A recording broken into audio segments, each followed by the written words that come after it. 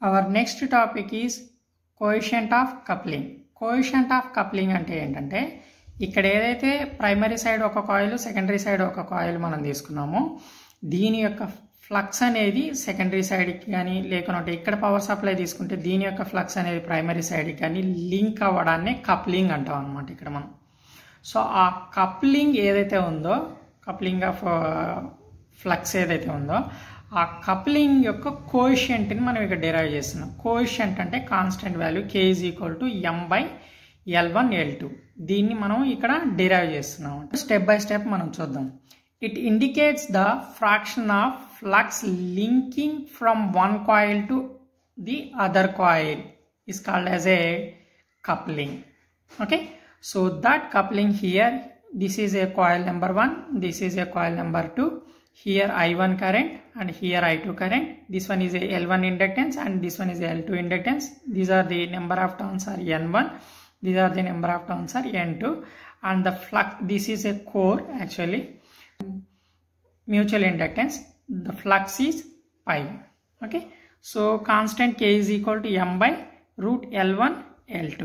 So consider two magnetically coupled coils, coil 1 and coil 2, having n number of turns are N1 and N2 turns respectively, their individual coefficient of self inductance.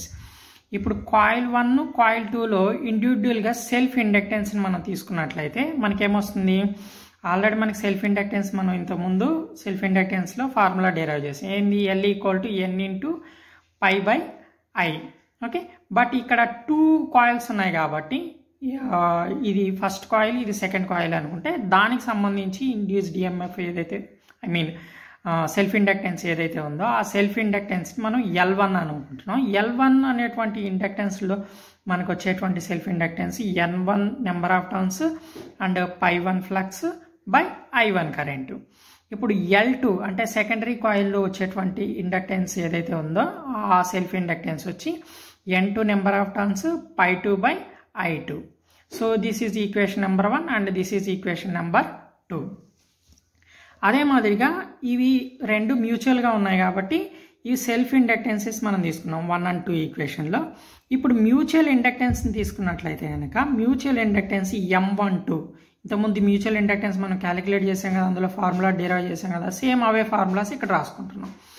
M12 = some constant k × N2 π12 by I1. అంటే ఏంది, ఇది ఏదైతే వచ్చిందో ఇక్కడ ఇది secondary side generate అయినటువంటి mutual inductance అనమాట.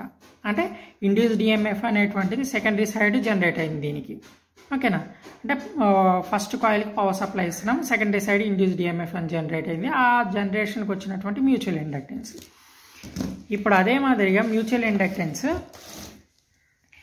M21 అయితే, M21 అంటే సెకండరీ సైడ్ పవర్ సప్లై ఇచ్చి ఫస్ట్ సైడ్ ఇండ్యూస్డ్ ఈఎంఎఫ్ అనేది జనరేట్ అవుతుంది. ఇప్పుడు దీనికి వచ్చినటువంటి mutual inductance constant k × N1 π21 by I2.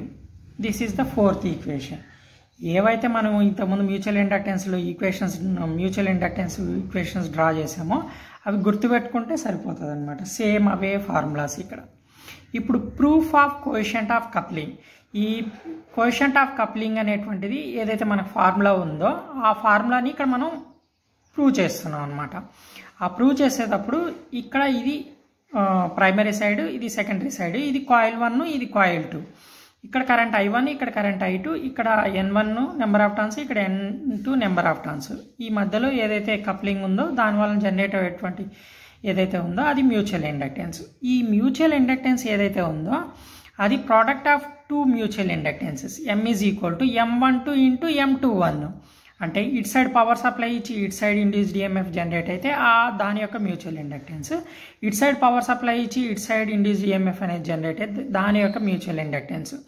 ఈ 1 నుంచి 2కి జనరేట్ అయ్యేటువంటి మ్యూచువల్ ఇండక్టెన్స్, 2 నుంచి 1కి జనరేట్ అయ్యేటువంటి మ్యూచువల్ ఇండక్టెన్స్, ఈ రెండింటి యొక్క ప్రోడక్టే టోటల్ మ్యూచువల్ ఇండక్టెన్స్. ఇప్పుడు ఈ మ్యూచువల్ ఇండక్టెన్స్ మాత్రమే ఇక్కడ తీసుకుంటాం మనకు from the above 3rd and 4th equation.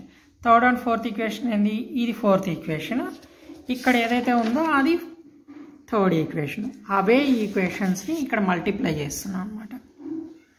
k × N2 π12 by I2 into k into n1 π21 by I2. So ఇక్కడ ఈ M12 ఇంటూ M21 ఏదైతే ఉందో ఇవి రెండు మ్యూచువల్ ఇండక్టెన్సే కాబట్టి సో ఇవి ఈక్వల్ టు M అవుతుంది కాబట్టి ఈ రెండింటి ప్లేస్లో మనం M తీసుకుంటే కనుక అది M² అవుతుంది. ఇక్కడ k ఉంది, ఇక్కడ k ఉంది కాబట్టి అది k², అది కామన్ తీసాను. రిమైనింగ్ టర్మ్ ఏదైతే ఉందో అది లోపల రాశాను అనమాట ప్రోడక్ట్. ఓకేనా.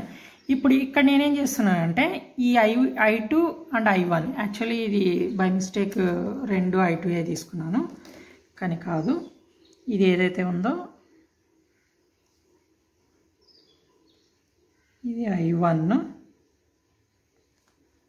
ఇది I2 అండ్ ఇక్కడ కూడా ఉంది సేమ్, ఇది I1 ఇది I2. ఓకేనా, ఇక్కడ కరెక్ట్గా తీసుకున్నాను మళ్ళీ. సో ఇక్కడ ఏం చేస్తున్నానంటే కొంచెం మాడిఫికేషన్కి, అంటే సెకండ్ దాని కరెంట్కి మనకి సెల్ఫ్ ఇండక్టెన్స్ ఏదైతే ఉందో ఆ సెల్ఫ్ ఇండక్టెన్స్ మనం గమనించినట్లయితే సెకండ్ దాని యొక్క ఇండక్టెన్స్ సెల్ఫ్ ఇండక్టెన్స్ N2 π2/2 ఉంది. అన్ని 2లే, ఇక్కడ అన్ని 1లే. సో ఆ విధంగా వచ్చేటట్టు అడ్జస్ట్ చేసుకున్నాను. ఇక్కడ నేను 1లన్నీ ఒక సైడ్కి 2లన్నీ ఒక సైడ్కి తీసుకొచ్చాను అనమాట ఈ ఈక్వేషన్స్లోకి వెళ్ళి. అంటే N1 π1/I1, N2 π2/I2 వచ్చేటట్టు. ఇప్పుడు ఇదేమో L1 అవుతుంది, ఇదేమో L2 అవుతుంది అకార్డింగ్ టు ఈక్వేషన్స్ 1 and 2 నుంచి. అప్పుడు ఏం చేస్తున్నాను, M² = k², దీని ప్లేస్లో L1, దీని ప్లేస్లో L2ని రీప్లేస్ చేశాను. సో ఇక్కడ k² అంటే మనకు కావాల్సింది ఏంటి, self inductance, sorry coefficient of coupling కదా మనకు కావాల్సింది. కోఎఫిషియంట్ ఆఫ్ కప్లింగ్ అనేది k అవుతుంది కాబట్టి k² ఈ M² అట్లానే ఉంటుంది. ఈ L1 L2 అనేది ఇటు సైడ్కి లెఫ్ట్ సైడ్ వస్తే కనుక బై L1 L2 అవుతుంది. ఇప్పుడు k²లోకి వెళ్ళి ఓన్లీ k తీసుకున్నాం అనుకోండి, M²లోకి వెళ్ళి M అవుతుంది. దీనికి స్క్వేర్ లేదు కాబట్టి రూట్ వస్తుంది. సో ఆల్రెడీ మనం ఏదైతే ఇంతకుముందు స్టార్టింగ్లో ఏదైతే తీసుకున్నామో అది ఇక్కడ ప్రూవ్ అయింది అనమాట. k = M/√L1 L2. ఇదే కోఎఫిషియంట్ ఆఫ్ కప్లింగ్.